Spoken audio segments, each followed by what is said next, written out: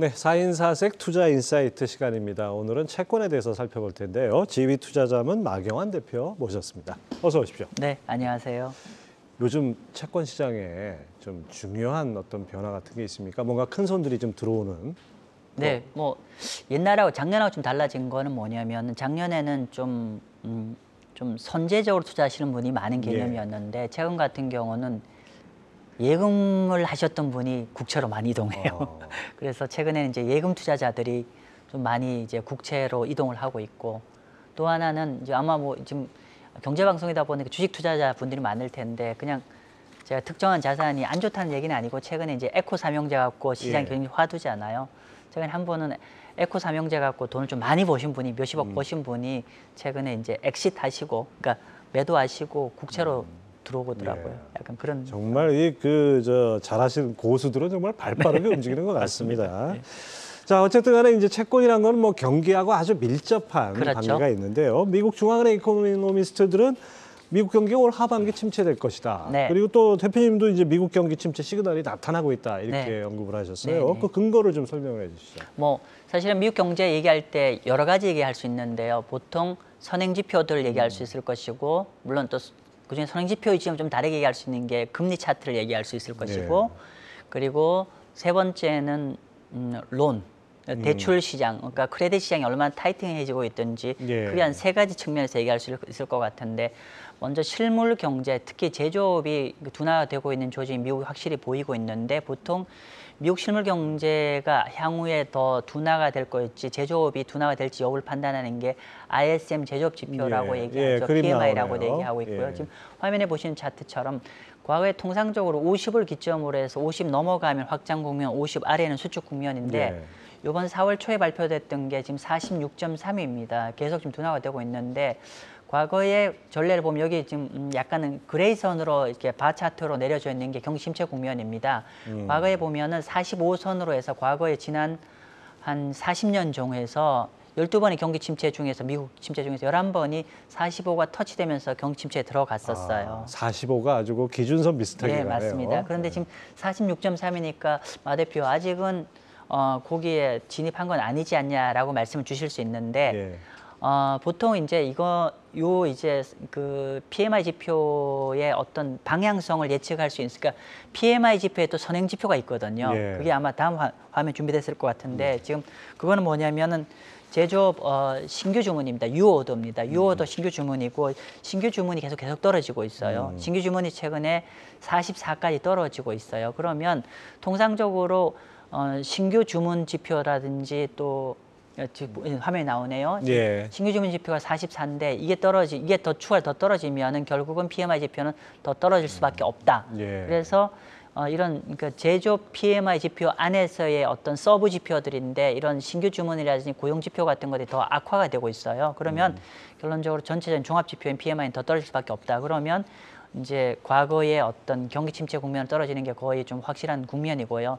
두 번째로 방금 신규 주문을 얘기했는데, 이 신규 주문이 또 중요한 게 뭐냐면은 주식 투자하시는 분 또 꼭 명심해야 될 게 뭐냐면, 결국 주식이라는 게 EPS, 기업의 순이익이 증가하는 게 좀 중요한 거잖아요. 그런데 지금 보면 화면에 보시면은 EPS가 지금 그러니까 그 PMI가 그러니까 신규 주문 PMI 지금 44까지 떨어졌는데, 보면은 신규 주문과 기업의 전년 동월 대비해서 EPS 증가율이 증가 감소가 거의 동일하게 딱 떨어집니다. 저게 상관관계가 되게 높은 거네요. 네, 굉장히 높게 나옵니다. 자, 그런데 지금 이제 PMI 지표가 지금 신규 주문이 44까지 떨어졌는데 불구하고 최근에 기업들의 전년 동월 대비한 건 지금 이제 뭐 저희 이제 속된 말이지만 똔똔 정도예요. 결국 이걸 본다고 하면은 추가적으로 더 떨어질 수밖에 없고, 그래서 이걸 가지고 이제 보면 일반적으로 최근에 이제 뱅크 오브 아메리카에서 전망하기에는 이걸 좀 분석을 한 게 있어요. 신규 주문 가지고 했을 때 현재 금년 한 하반기 한 8월 달 정도 됐을 때 전년 동월 대비해서 마이너스 한 16% 정도 어닝이 감소할 것 같다라고 전망을 하고 있고요. 자, 그렇고 지금 방금 이제 제가 주식을 하시는 분이나 채권을 하시는 분은 제가 팁을 하나 드리자고 하면은 PMI 지표는 지속적으로 모니터링 하셨으면 좋겠어요. 이건 여러분이 쉽게 인터넷 가서 볼 수 있는 데이터고, 자, 요 데이터고 두 번째로는 이제 장단기 금리차 갖고 좀 다시 말씀 드리려고 합니다. 장단기 금리차 같은 경우는 우리가 제가 이 방송이나 뭐 여러 다른 분이 말씀하신 것 이미 잘 아실 거예요. 미국의 2년 만기 국채금리와 10년 국채금리가 원래는 우상향이 되어 있어야 되는데 경기 침체가 좀 근처에 오면 이렇게 역전이 된다라는 걸 다 알고 있는데 통상적으로 2년 국채금리와 10년 국채금리가 역전되면은 그 역전된 시점으로부터 평균적으로 한 1년 내지 1년 반 뒤에 경기 침체에 진입하더라가 일반적인 속설입니다. 그래서 실제로 추세적으로 상당히 미국의 2년 국채금리와 10년 국채금리 역전된 게 언제부터 추세로 됐냐면 작년 7월 달부터예요.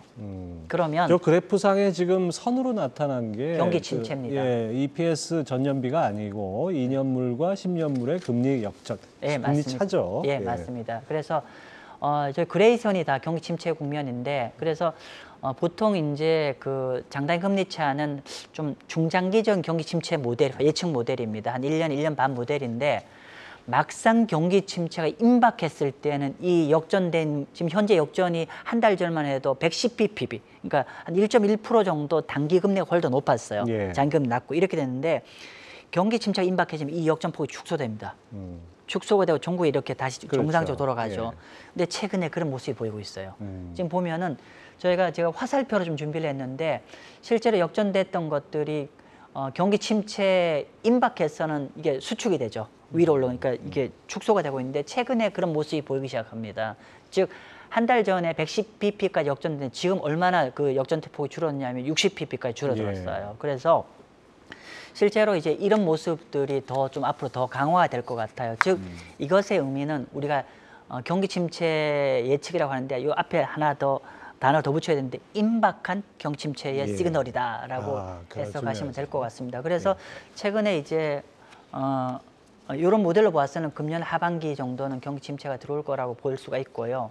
이건 일반론이고 사실 제일 중요한 게 지금부터 말씀드려야 될 얘기인데 지금 얘기하는 건 신용 경색 얘기 좀 하려고 합니다. 신용 경색인데 우리가 보통 이제 지금 제가 지난 시간에 이런 말씀 드린 것 같아요. 저는 최근에 미국 은행이나 유럽 은행들이 어떤 부도 사태, 어떤 시스템 위기가 저는 결론적으로 잘 봉합이 될 것 같다. 잘 봉합이 될 거라고 말씀드렸고 그러면 이론적으로 주식은 올라올 것이고 최근에 금리가 급락했던 게 일정 부분 리바운드 할 거라고 말씀을 드렸고 근데 제가 그때 메시지가 뭐였냐면은 주식 시장이 리바운드에 올라오면 그때 주식을 지속적으로 이제부터는 쭉 올라가는 국면이니까 비중을 확대하라는 게 아니라 오히려 비중을 좀 줄이고 안전자산 국채 비중으로 좀 그렇게 스위치하는 걸로 활용하라고 말씀드렸는데 그렇게 보는 가장 큰 논거는 뭐냐면은 이 시스템 위기가 주는 함의가 뭐냐면 결국은 그러니까 이 시스템 위기가 봉합되는 과정이 결국은 정부가 관여를 하면서 여러 가지 이제 유동성 위기는 끄는 대신에 반대로 규제를 강화를 하고 대출을 좀 더 타이트하게 하라는 메시지고 그러면 그거의 시사점은 뭐냐면은 결국은 기업의 자금 조달 여건이 좀 악화된다는 얘기죠. 지금 그래서 지금 화면 좀 준비돼 주시면은 결국 미국이 최근에 이제 중소기업들이 자금을 조달하는 게 조건이 굉장히 악화가 되고 있어요. 그래서 우리가 론 어빌리티라고 하는데 론 어빌리티가 좀 최근에 많이 나빠지고 있죠. 지금 보시면은요. 이 차트에 짙은 색깔이 중소기업들의 대출 여력이 대출을 조달할 수 있는 여건이 최근 굉장히 어려워지고 있어요. 계속 아래로 떨어지고 있죠. 그런데 이렇게 떨어지고 있으면 어떤 상황이 발생하냐면은 문제는 미국의 중소기업들이 미국 노동시장의 디맨드, 신규 수요의 3분의 1을 창출하는데 이 친구들이 대출이 어려워지면 비즈니스가 어려워지고 그러면 신규 고용이 어려워지고 신규 고용이 어려워지면 결국은 미국의 현재 미국 시장을 버티고 있는 가장 중요한 노동이 앞으로는 어려워질 것 같다. 근데 보시는 바 차트처럼 옅은 색의 실업급여 수당 청구 건수인데 아직은 저 차트가 아래로 떨어진다는 건 실업자가 많아져서 실업수당 청구 건수가 는다는 건데 아직은 상당히 버티고 있죠. 즉 아직은 실업자가 많이 발생 안 하고 있다는 건데 장기 차트를 보십시오. 결국은 제가 봤을 때 짙은 대출 여력 관련해서는 더 어려워질 거고요. 추가적으로. 그렇게 되면 결론적으로는 실업수당 청구 건수가 늘 거고 이것의 의미는 결국 실질적으로 늘 수밖에 없을 것 같다. 이렇게 보고 있습니다. 네, 그렇군요. 하여튼 경기 침체의 신호는 아주 여러 각도에서 우리가 확인할 수 있다 이렇게 볼 수 있겠네요. 네. 자, 그다음에 미국의 중요한 파트너인 유럽도 사실 분위기가 심상치 않다고 보셨는데 특히 네, 유럽 은행들이 대출을 줄이고 있다고요? 예, 맞습니다. 예, 유럽은행이 최근에 금년 들어서 대출을 증가세가 둔화된다는 게 아니라 절대 수치가 유럽은행의 대출이 마이너스로 감소를 하고 있습니다. 과거에 지금 유럽은행이 대출이 줄었던 데가 언제였냐면은 첫 번째는 글로벌 금융위기 때 2008년이고 두 번째는 2011년, 11년에 유럽의 부채 위기. 재정 위기라고 하는. 그렇죠. 예. 그때 지금 화면 준비되어 있는데 그렇게 되고요. 그리고 최근에 코로나 팬데믹이 발생했을 일시적으로 대출이 줄어들었는데 최근에는 이런 큰 이벤트가 아니면 불구하고 예외적으로 굉장히 대출이 감소세를 보이고 있어요. 사실은 이건 아주 예외적인 거고 그러면 왜 이렇게 최근에 대출이 감소를 하고 있냐면은 아마 가늠이 되실 텐데요. 최근에 우리가 풍문으로 들었어요라고 하는 것처럼 예를 들면 크레딧 스위스가 이벤트가 터졌고 예. 또 도이치뱅크도 터질 가능성이 있다. 이런 여러 가지 이제 불안한 거죠. 그러면 결국은 위험 관리를 하기 위해서 또 대출 여력이 줄게 되죠. 그러다 보니까 이제 그렇게 해서 대출이 좀 감소를 하고 있는데 문제는 이게 어떤 임팩트를 주냐면은 일단은 보시면은 유럽의 경제 구조는 미국 경제 구조 좀 다른 게 뭐냐면은 미국 같은 경우는 기업들이 자금 조달하기 위해서 기본적으로 일반적으로 대출도 있지만 미국은 투자 금융이 아주 잘 발달돼 있죠. 네. 그러다 보니까 여러 가지 다양한 투자 금융을 통해서 자금을 조달하기 때문에 대출에 대한 절대적 의존도는 좀 낮습니다. 그렇죠. 반면에 유럽 같은 경우는 투자은행보다는 은행 위주로 산업이 발달돼 있기 때문에 네. 상대적으로 투자금융시장은 작고 대출 시장 위주로 전체 경제가 돌아가는 구조인데 유럽 같은 경우는 전체 한 기업들의 자금 조달의 85%를 대출에 의존하고 있는 상황이죠. 그렇군요. 그러다 보니까 최근에 이제 그런 은행권 위기가 대출 시장이 약간 줄어들고 이렇게 되면 유럽에서 활동하는 기업들이 아무 자금 조달이 힘들어지게 되고 이러면 미국의 굉장히 중요한 카운티파트인 유럽 기업들도 좀 많이 점진적으로 힘들어지는 국면에 넘어가고 있다고 볼 수 있습니다. 뭐 실물의 침체는 어떻게 보면 기정사실화되는 그 시간의 문제 아닌가 싶습니다. 네.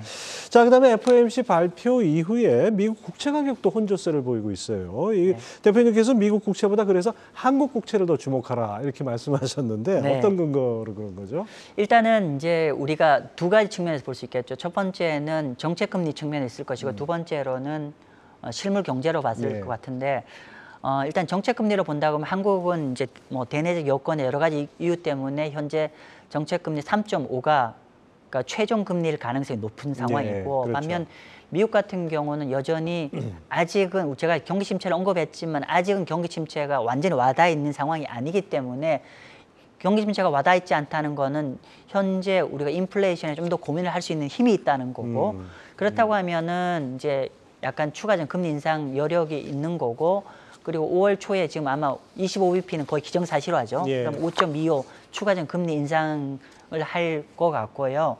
근데 마켓에서는 지금 5.25가 마지막 금리라고 그렇게 예상을 하고 있죠. 근데 저는 한번 이런 그러니까 이런 추정을 해봐요.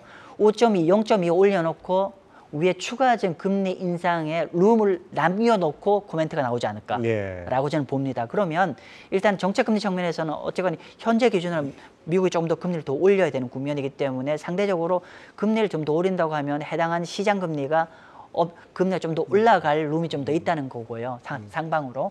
그 두 번째로는 중장기적으로 봤을 때 결국은 어느 나라가 금리를 더 많이 내려갈 수가 있냐가 더 채권 투자 입장에 더 매력적일 텐데 그렇죠. 한국 같은 경우는 이제 미국 같은 경우는 상대적으로 경제가 경기 침체가 온다고 하더라도 얼마든지 그러니까 경기를 끌어올릴 룸이 많죠. 근데 한국 같은 경우는 부동산 시장의 규모가 너무 크기 때문에 결국 부동산 시장에 여러 가지 경제 주체들이 지금 이렇게 어려움을 겪고 있죠. 그러면 부동산 시장을 해결하는 가장 최후의 볼은 결국 금리를 내려야 되는 거잖아요. 그렇죠. 그래서 그런 금리 내릴 룸이 좀 더 많다는 게 측면에서 한국이 더 매력적이라고 보고요. 세 번째로는 미국 국채 시장이 금리를 너무 선반영하고 있다는 생각이 든 거죠. 그래서 최근에 이제 제가 실제로 많은 분이 물으세요. 한 3% 미국 국채 금리 3% 초반대 지금 들어가도 괜찮냐. 근데 제가 사실은 지금은 조금 너무 성급하신 것 같습니다. 성급하기보다는 좀 기다리셔도 될 거라고 말씀드린 게 한국 같은 경우는 최종 정책금리 대비해서 지금 시장금리 거의 비슷하게 시장금리 유지되는 반면 미국은 만약 5.25라고 했을 때 3%대 초중반은 너무 이미 많이 내려와 있는 거죠. 그래서 상대적으로 그렇게 해서 한국을 약간 더 추천드리고 있습니다. 자, 끝으로 하나만 더 여쭤볼게요. 외국인들의 관점에서 한국 국채의 장점 또는 강점 뭐라고 할 수 있을까요? 외국인들 시각에서 보면은 한국 국채가 매력적입니다. 결론은 매력적인데 왜 매력적이냐? 첫 번째는 한국 시장은 외국인들이 투자하기 좋은